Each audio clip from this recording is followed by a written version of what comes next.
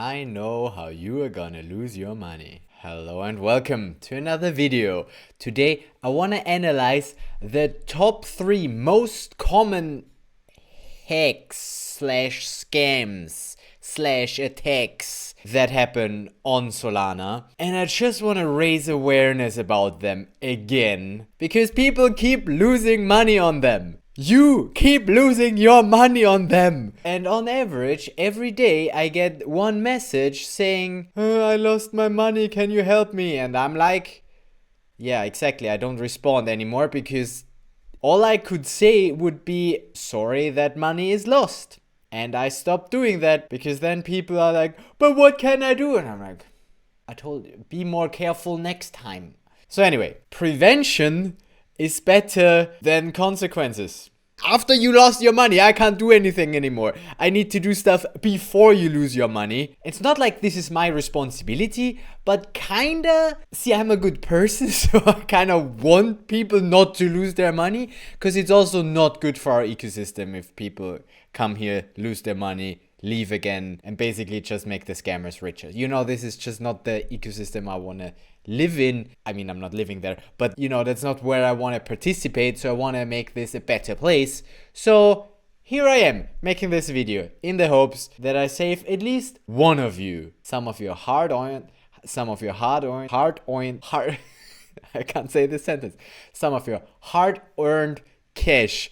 Some of your hard-earned coins. Wow, that was hard. So hard. Like my fucking attitudes towards scammers. Is that hard? Anyhow, this video is not just for Solana devs. It is for anybody who interacts with Solana. So share it around. Be like, hey, if you have a Solana wallet, you need to see this. Or at least you need to know about those 3 things. So I'm gonna tell you about them. We're gonna analyze how it's actually done. And then I'm gonna give you prevention strategies. And if you don't have time to watch all of that, at least watch the conclusion all the way over here roughly. I'll have chapters. So let's get started with number 1. I actually got inspired to make this video because I was once again looking at my wallet on my phone yesterday. Software updated. And I went to have a look at my transaction history and I was like, interesting. So let's look at that on my computer. Yes, it's April 1st, but this is still no joke. So that's one of my mobile wallets. It's the one that I used for getting a refund from that one app where I did an adventure in Singapore. I have a video on that, pretty much unrelated. But the interesting stuff happens in history here. That's all 5 months ago. And I just have a few transactions. Actually, maybe we see that better here. Let's check. It's not that I'm particularly rich on this address, but I have 0.005002 Lamperts. Sol. And here we see that this is the transaction that gave me a refund. And then I was like, okay, I will need to fund this account such that I can use the USDC, this USDC here. And then I send another transaction to fund this account. And then there are 2 more transactions. And you know, it's common that I get spam transactions on Solana. One program whose name I don't want to mention spams every address that is active from their address. Use this protocol kind of for marketing reasons. So I'm used to that. But there was something about this that you see even better here. Both of those addresses start with the same letter and end with the exact same letters. So I was like, oh, that's an interesting coincidence. Until you realize that's not a coincidence. Because what is happening here is those are 2 separate, apparently, dusting attacks. Maybe it's run by the same person, but still there are 2 dusting attacks happening. So let's look at that. What happened? Somebody sent me some coins. Okay, so far so good. But then, let's look at that transaction. There's just one signer. And that was my address. That was my other address that I funded this account with. It starts with DH and ends with MMBX. Remember that. This is my address. And all I did was transfer 0.005 Sol to the other address. That's all I did here. So system program transfer, and because I was using Solflare, they set those defaults. Completely overpaying transaction fees, but okay. And then come those 2 transactions. What's happening here? First of all, we notice they have 2 signers, but interestingly enough, one of them, the second signer, also starts with DH and also ends with MMBX. So this is not a coincidence. Especially if you look at what's actually happening here, it's just two system program transfers, one wallet sent to that account, and then that account sent to my address. Well, why are they doing it like that? Why don't they, if they can sign for this account, why don't they just use this one account? Well, because they first need to fund that account. So basically what they're doing is they fund it in the same transaction. And also, they don't want to keep Sol or Lamperts on that account anyway. So they just send, a Lampert, or 1, 2, 3. It's actually 1,000 Lamperts. Wow. 1,000 Lamperts they sent to that address. I mean, they pay 5,000 for the transaction fee. So no, even they pay 10,000 for the transaction fee. So might as well pay 1,000 for, spamming. So basically by first transferring there and then transferring from there away again, they get around the minimum budget they would need for rent to keep this account alive. They don't need to keep this account alive. This account can die afterwards. This will have 0 Sol. There. This account doesn't exist. It was just involved in this one transaction once. And yet, if you look at my wallet, the activity clearly states that it was this address. It was this address that sent to me. It wasn't this address that sent to me. It was this address that sent to me. That's what I get in the summary of my wallet activity. And I could even go ahead here and go copy address, which is exactly what they want me to do. They want me to go to my wallet. You know what? Let's do something that you shouldn't do. Export private keys. Let's look at this here. Then I don't need to show you my phone. So first of all, let me actually show you this here. Here you see it way better. We see, first I got 2 refunds, and then I sent some Sol from my address to my dusted wallet. So this is the one that I currently have. This is my wallet that I imported here. I called it dusted because it got dusted. And then there are 2 more transactions, both of which start with D and end with MMBX. Those 3 are different addresses, but the amount of Sol that they transferred are displayed as the same. So if I go look in my wallet and I'm like, oh, I just sent a few Lamperts there to fund my account, and I remember, oh yeah, my address ends with MMBX, that looks like my address, then I could go ahead and, copy this address. And on mobile, if I click on it, it says copy address or view on Explorer. In the web wallet, it will just let me view in Explorer. And if I would look at it at Explorer, it's more likely that I would realize, oh, this is not my address because it has nothing on it. But if I would just copy and then use that to send stuff there, that's exactly what they want. That's exactly why they are doing this in the first place. They sent me dust, just a little bit of Sol from those addresses in the hopes that I would then copy that address and send stuff back there, because it's very similar to my actual address. So there's very clearly such a dusting attack happening. And I talked about this in a previous video where I outlined this issue, but I didn't find actual dusting with address spoofing as well, with addresses that were grinded in a way that give you this 6 common letters, 2 here, 4 here. And I didn't see those attacks in the wild in the previous video, but now I see them, they're here, and other people also told me about them. And if I would look at other wallets, I would probably also see them. Maybe their logic was, oh, there are some tokens there. This address was just funded, so most likely they want to do something with those tokens, maybe send them back to there. And then they were like, here.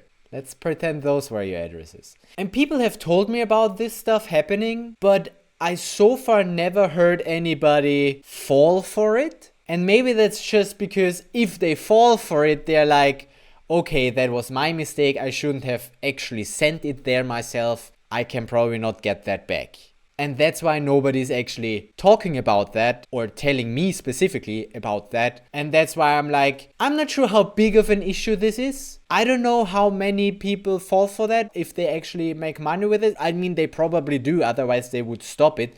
I mean, grinding wallets and then dusting doesn't cost much. It's super cheap to send transactions on Solana, and they're not even using priority fees, you know? So yeah, there. 2 months ago, they still did this. Yeah, there we have a bunch of that strategy. So 2 months ago, they were still performing that.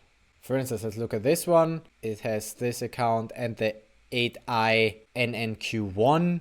Let me guess, you sent there, and that guy at some point received something from an address that started with 8INNQ1. That's the original signer, 8INNQ1. So the strategy here is pretty clear. I can't really find out how profitable that strategy is, how many people fall for that, but it certainly is a strategy that is used. Just because that guy stopped 2 months ago, or just because that address stopped 2 months ago, doesn't mean there isn't another address doing the same thing now. So, you know, maybe they just moved to another address. Maybe they decided that's not a profitable strategy and they stopped. I don't know. And it doesn't really matter. All that matters for me is that you know that this is something that people might be doing still. They might spoof your address and send you some dust just so you accidentally copy their address when you send there. So in order to prevent that, never copy addresses from history. And always double check the address that you're sending to if you copy it from somewhere. Better, and ideally, if you send it to somewhere that is your own address, you first import it to your... Wow, I'm rich. I don't believe that that is true. There's probably some extremely high floor price from some NFT that is worth nothing. So yeah, best practice, import it. And then when you actually send, then you use the addresses that you imported. Your wallet should suggest that. And it will still tell you, oh, you haven't used this before. But if you imported it, well, at least you know that you have the private key for it. It could still be bricked, which is what we talk about later. Yeah, good. Anyway, that's that. Enough of that. So that was the first out of 3 common attacks on Solana. The second one, for privacy reasons, I'm gonna blur out the name. But those are messages that I keep getting. Hey, I bought X token for ridiculous sums of money and the seller froze the tokens. Then I realized this token is a scam. Well, how about you realize that before you invest in it? This is the contract address for this token. Can you help me unfreeze this token? What should I say on that? No, I cannot. That just seems mean.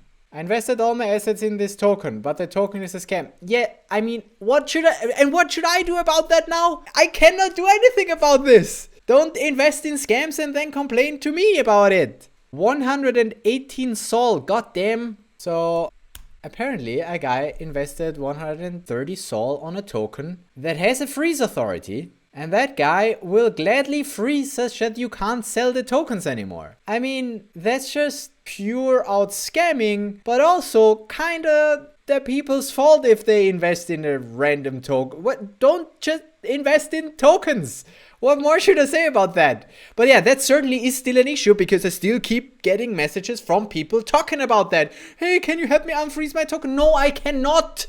I cannot. I made a video about that once and I will make this video and I will keep screaming about this. I cannot unfreeze tokens. Only the freeze authority can unfreeze and freeze tokens. And I don't have freeze authorities for random shitcoins. Don't invest in random shitcoins. Please. Because what's gonna happen after you successfully swapped your token, you will be unable to transfer it. Why? Well, because it's gonna be freaking frozen. And that is not a joke. It's just annoying. You know, and I can't do anything about that. Nobody can, except the guy holding a freeze authority. But guess what? The guy's a scammer. And they profit from you losing your money.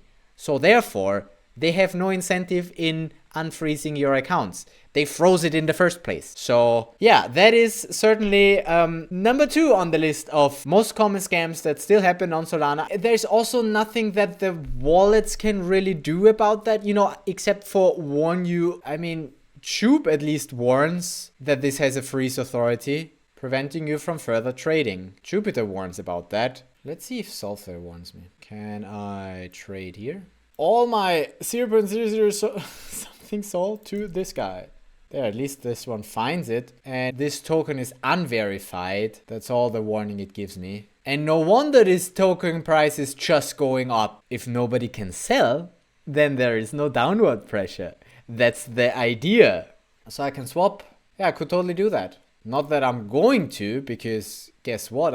I'll get frozen. Or actually, should I? Just to see how quickly we get frozen? I mean, this seems like a coin I can invest in, right? I'm just gonna invest the 2,000 lamparts that I got for free from the dusting anyway. That's what I'm investing here. I mean, the problem is the token account will get frozen, which means I will not be able to sell or move the tokens anymore, which means I will also not be able to close the token account, which means the rent for the token account will also be lost. But you know, whatever, I can afford that as well. So I just confirm this. See, I can trade. Look, can totally do that. My portfolio now has those tokens. Holy shit, I'm rich. It's still not frozen, but maybe I also just don't hold enough tokens for them to freeze it. Maybe they don't bother. Maybe they already grabbed the cash and they're already happy with it and they stopped. I don't know how meme tokens work. Not like I care. I'm gonna stop investigating this. Point is, don't invest in meme coins in general. But especially not the ones that have a freeze authority. How can you know? Well, by looking in the Explorer and check if there's a freeze authority. If there's a freeze authority, do not buy. Also, if there's a permanent delegate, do not buy. Also, if there's a mint authority, do not buy. Also, if it's a token, do not buy. I don't know if I should feel bad for meme coin traders. I kind of do. I don't want to have this in the background anymore. Go away. No more advertisement for scam coins. Also, do not invest in meme coins or tokens where most of the supply is held by a few addresses. And also, scammers usually distribute them between addresses as well. There are strategies. What more can I say about this? Just don't invest in meme coins. Especially not more that you are willing to lose. It's okay to gamble a bit, it's fun, yeah. But don't invest like money that you actually need. Don't think that you can make money with meme coins. That's the wrong strategy. Same with NFTs. That was last cycle. Same with ICOs. Same with whatever was before. Tulips. Don't try and make money with those things. I mean, you can try, but you know, you gotta be ready to lose it all. That's what I'm saying. Okay, so point was, people are still losing money to coins. I mean, not just coins with freeze authority, even if they don't have a freeze authority, that's gambling. But you know, I'm not gonna tell you what to do. I'm just gonna tell you from a technical perspective, there are some things that scammers can do to make it really easy for them to grab your money. And trading a token with a freeze authority is one of them. Okay, so that was number 2. Now let's get to number 3 of the still most common used scam on Solana that I am personally aware of, because many people still text me about it, is bricked wallets. And I've made tons of videos on that topic, and I've unlisted a bunch of them. For one, because hackers get the wrong ideas, and for 2, people keep texting me about them, and I just don't want to be the guy to have to tell everybody in person that you cannot get your soul back once your wallet got bricked. What do I mean by that? Let's see, who texted me this? Oh, that's another classic. I didn't even think of that, but maybe I should also mention that. There are those classic, someone told me to transfer some soul to give me more soul in return. First of all, why would they do that? Secondly, why wouldn't they just transfer the 1 soul to you? Why do they need something? This is so clearly a scam. How do people fall for that? And then they send you a wallet. They give you a key phrase, but you can't access the money in that wallet. And then they tell you, oh, you need to send me more such that you can access it. It's just, don't fall for that shit. Don't fall for that shit. Error occurs when I try to send fund in my real wallet. Yes, of course. Of course, because it's a bricked wallet. See, bricked wallets come in many... I don't even know where to start with this. Hi. Oh, great. This message self-destructed. Love it. That's a classic, you know? And for privacy reasons, I'm not gonna this time go through addresses that people sent me. But believe me, there are people sending me those. Hey, can you help me with this? This is my address. Can you recover my soul? And I'm like, no. Well, no, I'm like, I usually don't respond anymore. But yeah, it's always the same. And there are several. This is one of them. This program is one of them that does it. And the programs always work the same, but the front end usually is different. So I don't really know about sites that make users call that program, but this is way too active. I mean, not as active as it used to be, but certainly still active. And it's always the same that happens.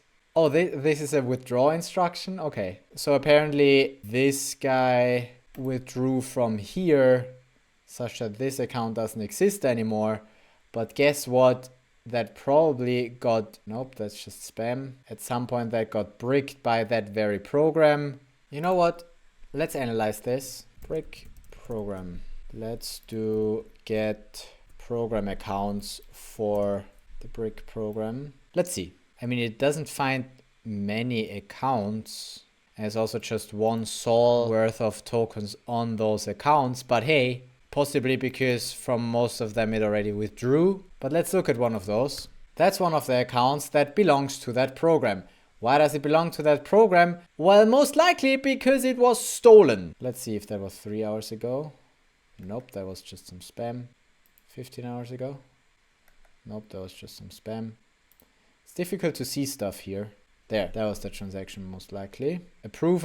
Oh yeah, that's a classic. That's a classic brick. We approve all of our token accounts and a system program assign in the end. Classic. Such classic.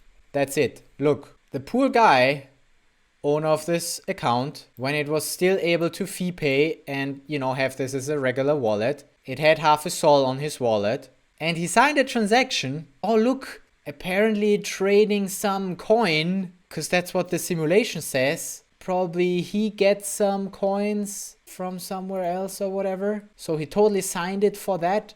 But then also the transaction includes a bunch of other coins with no change. But all of those coins, and the infinity, you know, all of those, they're all being stolen. I mean, not terribly many assets here in this case, but still, what that program does is after this first transfer checked of, you know, giving them the tokens, that's the bait, kind of the here, have those tokens for free, but therefore I will steal everything else.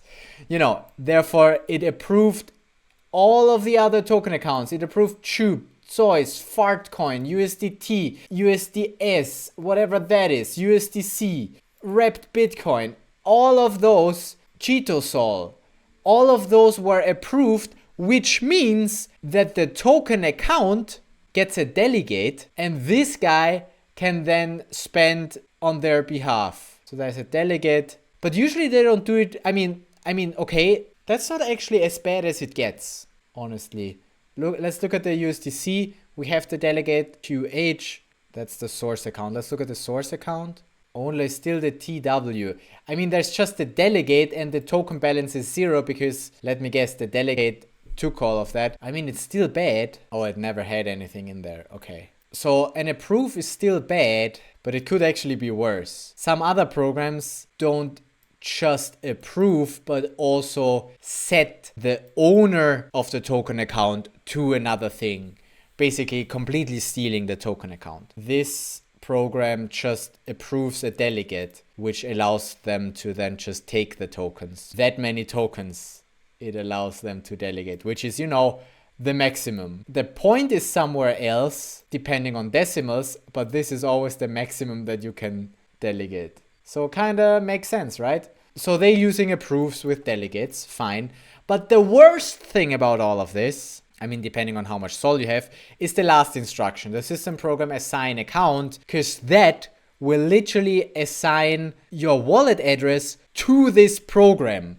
And from that point on, you cannot use your wallet address anymore for sending transactions. That's what bricks the account. And that is still a very common thing, very common hack that happens on Solana.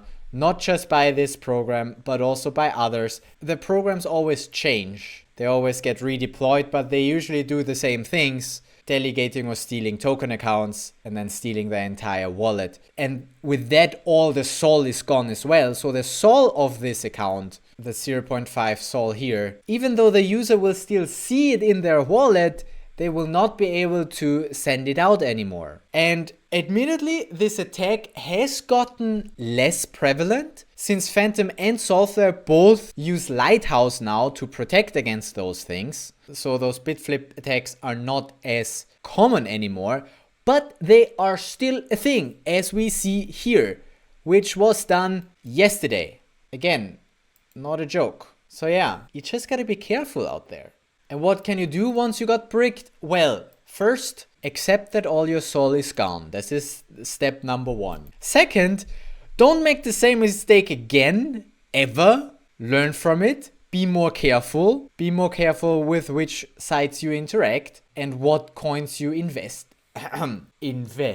in. And then we can talk about recovery, because just if your account got bricked like this one, solrecovery.xyz provides some tools that help you access some tokens that the hackers might not have claimed. Yes, we got entirely new branding, and I have a team now working on this, such that I don't need to. They're doing a great job on this. If you go to account and connect your wallet, you could see which tokens you hold and you can recover them here. You can also recover NFTs. That's just if you can't use your own wallet for recovery anymore because you can't pay transaction fees. And then there's this transactions page for more complex transactions that you can paste in here. I mean, I don't have any stake tube, but let's pretend that I would want to sell my bonk to Sol. And let's pretend my wallet was bricked, then I couldn't do this. But what I can do is in advanced, I will get to copy the transaction. This thing, you can copy that. You just need to, in developer settings, enable copy transaction. Then you can do that. And that stuff you can paste as payload here. And then our tool will list you what that transaction does. There are 2 instructions to compute budget, and then 1 instruction to the dupe program, and another instruction to the dupe program, and 1 instruction to the token program, and it would simulate with success. And then you could even do stuff like adding instructions, like now that you swapped, you would want to set authority of a token account. Pick that token account from the compromised to my safe wallet. We add this, and then we see another instruction to the token program got added where this very thing happens. We set authority type 2 of this to this, but it's the same wallet because I have the same wallets here, but it doesn't matter.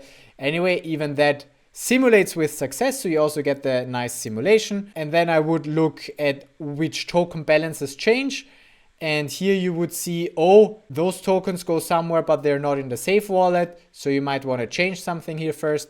And then once you're happy, you could send it as a transaction. However, we disabled that for everybody because we noticed that mostly hackers were using our tool and we don't want to support hackers. So you first need to go through a whitelist process, and to do that you need to DM the Sol Recovery account on X. So this is our, wow, nice design. I like it. Good job, guys. You're doing great. You're keeping this project alive way longer than I would have. Go you. So basically, you gotta DM them and explain your situation, and then you get whitelisted. Wow, we have 2K followers. That's also nice. Good round number. Cool. And that's just recovery, right? That's just as much as we can still get out. You know, if you have assets in protocols staked somewhere, or some token accounts or staking accounts that were not compromised through the attack, then we can get them out with that tool. But that's the only reason why you should contact us. If it's just your Sol that's lost, that's just lost.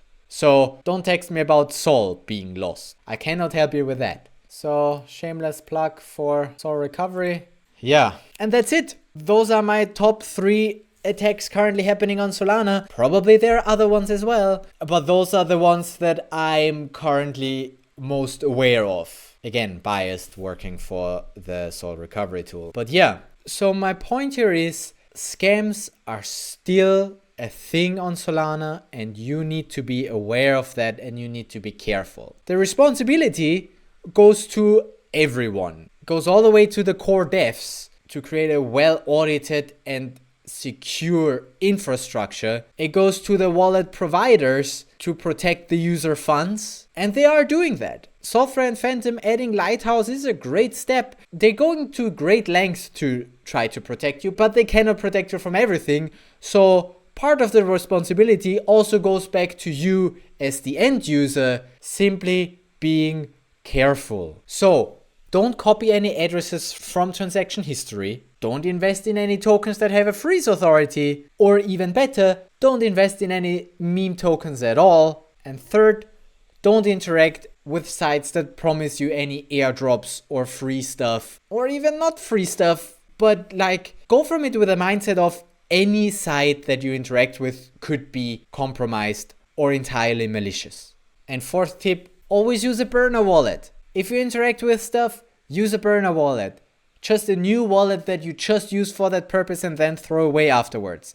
That's the safe way to go about it. And while I'm giving you tips, hardware wallets, also a nice thing. They don't protect you from any of the attacks we've seen today, but at least they add a little bit of complexity to, you know, signing, that you don't just sign anything and that the private key doesn't get leaked too easily. Because, you know, other attacks go for the private key. I don't know how they do it. Probably mainly social engineering, that people lose access to their seed phrase, or not lose access to, but spread their seed phrase or just their private keys. Because then it gets annoying if we're talking recovery, because then we need to be faster than the hacker as well, and that's just always annoying. So yeah, the recovery tool is still a thing. We are still supporting that, but what it can do is fairly limited, and better than recovering is keeping your assets safe from the beginning. But sadly, people only usually find my channel or information about that once it's already too late. So please go spread the video, or maybe not even the video, but write a quick post or tell your friends about that. Tell all your friends that are in Solana that they need to be more careful, because those things happen. And just talk about it. Make it be on people's minds, because especially new people just joining the space are not aware of the risks. And we should really change that. Until we live in the utopia where those scams don't happen anymore. But my estimate for when that happens is never. Scams will always evolve and get more complex. There will be fewer, but they will always be around. So be careful out there. And I will see you in my next video. Till then, bye-bye. All recovery. Could have moved it here. This would have looked way better, Andy. Why did you do that to yourself? There's so many more attacks that I could talk about, but those I think are the ones that are the most prevalent. So yeah. Okay, cool. Bye.